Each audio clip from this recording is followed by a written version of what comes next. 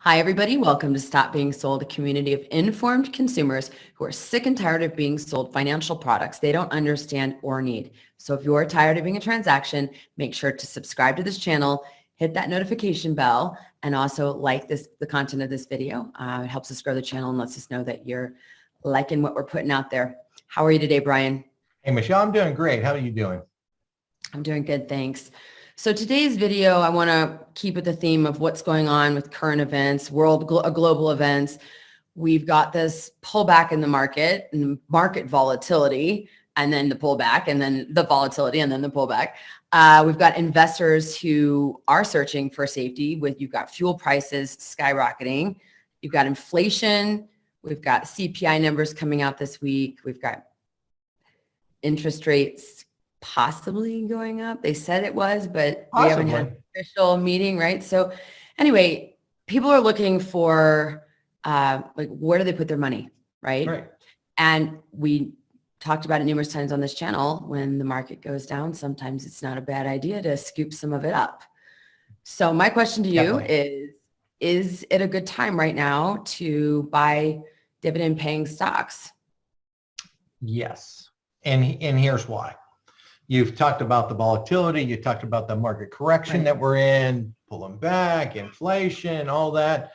Look, as the stock price falls on a lot of these big companies, the dividend yield will increase.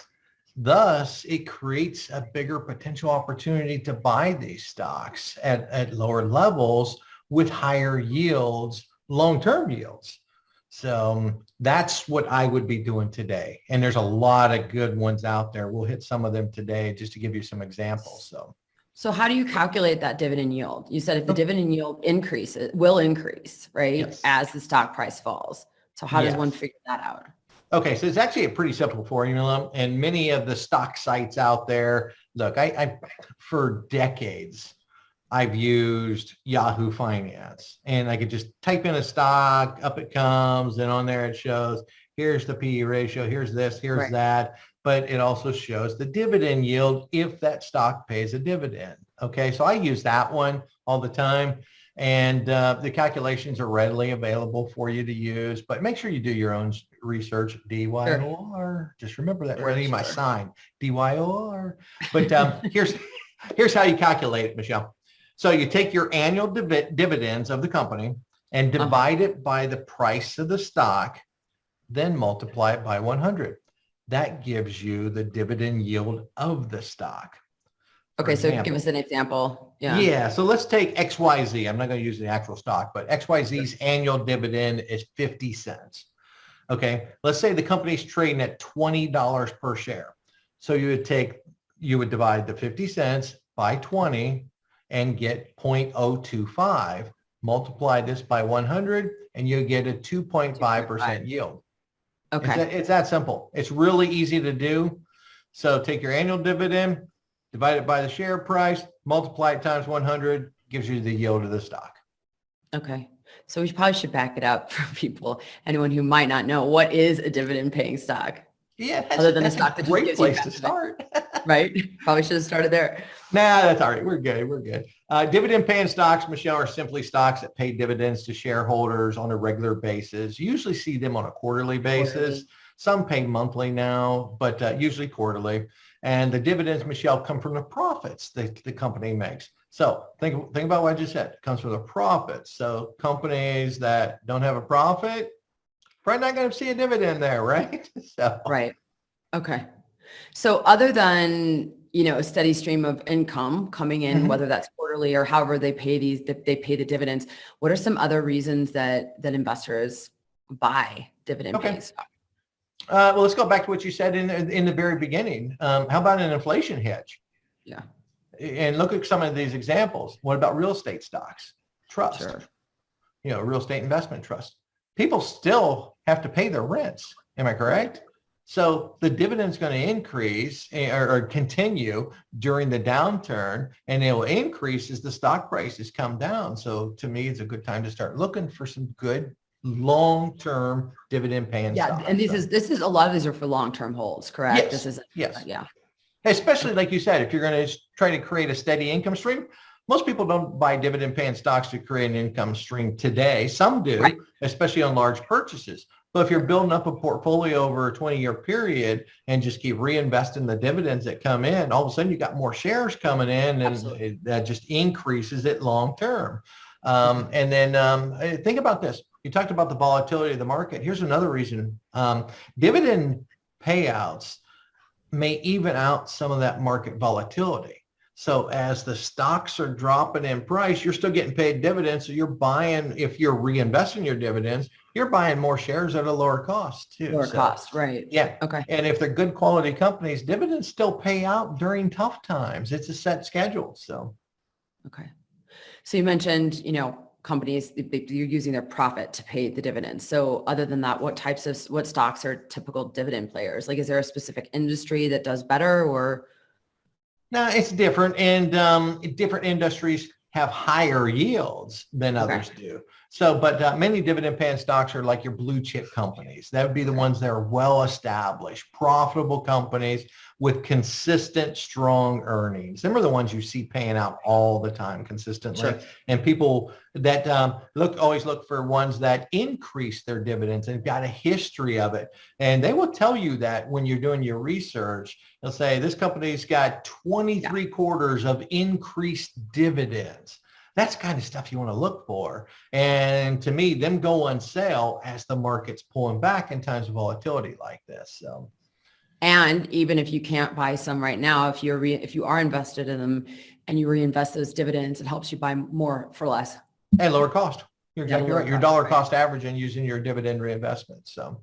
Okay. Also, you'll see companies that have recurring revenue models or a recurring revenue stream. They have, like we mentioned before, like real estate companies or commercial property investment companies that got steady cash flow coming in. And as rents go up, which we're in a rising rent environment, you'll see dividends increase with that. So. Okay. So how can you actually live off, or can you create a serious passive income stream with these stocks? I mean, yes, you can if you have enough money, but let's just say, you're buying 1,000 here, 10,000 here, what have you. I mean, this can make an actual difference. Yes. It can make a huge difference. And so for example, Michelle, let me give you a couple examples. Let's say you own, let's put it this way. I know some clients that I've looked at their portfolios that 1/3 of their income or more in retirement is from dividend paying stocks consistent thousands of dollars a month coming in from dividend paying stocks that they just bought, set it on a schedule, and consistently reinvested the dividends for 25, 30 years. I mean, that's one of Warren Buffett's greatest tactics and strategies is the dividend reinvestment. So, but let's look at some of these. Let's say you have 1,000 shares of each. And yes, I use different variations here for examples, Michelle, because everyone has a different dollar amount to invest. Okay. So, and we're going to calculate how much annually you would receive. So let's take IBM. I think it's trading at roughly $125, $129 a share right now. But their annual dividend right now is $6.56. If you had 1,000 shares of IBM today, if you bought it today, and I believe the stock's 129 roughly today, so that's 129,000, it would kick out $6,560 a year to you in dividends. That's $546 a month, and the yield's 5.18%. Just buying that stock today. Okay. Got it. So that's one example. Let's take Exxon Mobil. Again, you're hearing long-term blue chip companies here. Right. So let's stay there. Exxon Mobil, annual dividend right now is $3.52 or $3,520 a year. So if you bought 100 shares today, I think they're trading right around 60. So, $6,000, 1,000 shares would be $60,000. That's $293 a month in dividends is kicking out to you. Yields 4.19%. That's a pretty high yield today. So in today's low environment, right? Sure. And let's take a healthcare REIT. And a REIT is a real estate investment trust. Sabra Healthcare. Consistent payout and the stock dropped because of everything that was happening with nursing homes and stuff during the pandemic. But everything's going good with them. But they're following the market down right now. Their annual dividend, Michelle, is $1.20 or $1,200 a year. So for 1,000 shares. So think about this. 1,000 shares would cost you $13,000 today. Right. Okay. That's over $100 a month. The yield's 8.92% as of today. Not too bad. And that's a lower investment. So there's three different ranges, from the hundreds to the 60s to $13 a share. So three different ones. They're not recommendations, but just good examples of what a dividend paying stock could do for you for the long haul. So I know we're not giving investment advice here, and this isn't meant to be it. The question is not meant for you to give it. But so let's say, with this market pullback, and I had 2,000 to spend. I mean, this is when you start looking for those deals, and then over time you continue to accumulate. You don't necessarily have to have that 13,000 or have that $129,000. Right. I just want people to understand that. That was my biggest for me. You could take your $1,000 and bought shares of each one of these. Sure. Right. And you take that right there, 5.18, 4.19, 9.5, 18.5.